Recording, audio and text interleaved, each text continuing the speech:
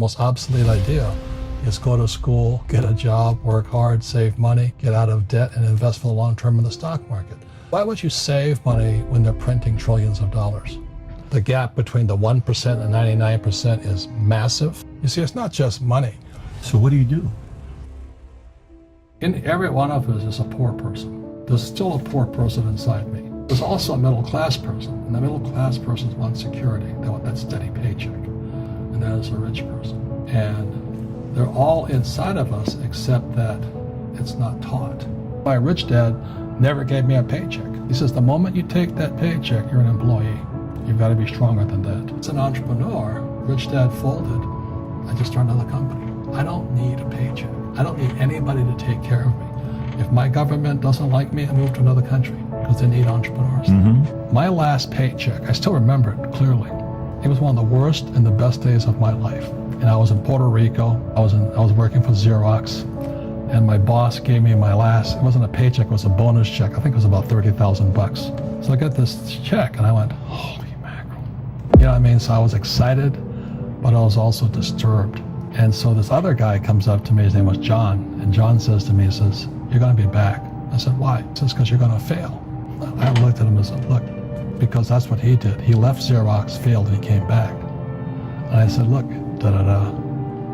you failed and you came back. I'm never coming back. If you say, well, if I fail, I'll go back to mommy and daddy, then that's what you'll do. So if you fail, that's when I became an entrepreneur, because I had no money. I had no money for years. So that's why lesson number one in Rich Dad Poor Dad is the rich don't work for money. What we do instead is we create businesses as entrepreneurs. We acquire real estate. I don't invest in the stock market.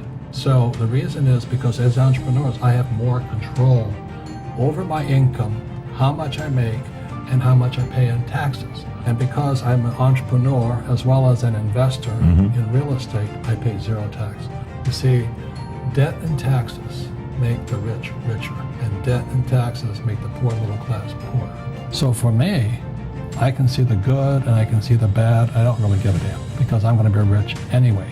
But a poor person with a poor personal economy, all they're going to see is a bad economy because they don't know how to make money in any economy. And a middle class person, they have a middle class economy. You know, what they want is a nice house and a steady paycheck and the job and the car. And so when you take their job away, to them, that's disaster. Well, since an entrepreneur doesn't have a job anyway, it's no big deal. All I'm saying to people, and it's what Bucky Fuller taught me, is always two sides, you know what I mean? You know, to use plural, at minimum two. So a real entrepreneur has an internal focus, that if they fall down, they say, oh, this is good, because I'm going to go up higher. You know, the average person will fall down and say, oh, I'm going to take some Prozac. Or somebody has a mistake, oh, the mistakes don't matter. Well, mistakes matter. It means you didn't know something. But a real entrepreneur, whether they fall down, they always can go up. They can stand back up and go higher. Then no matter what happens to them, they get stronger and better and smarter and happier.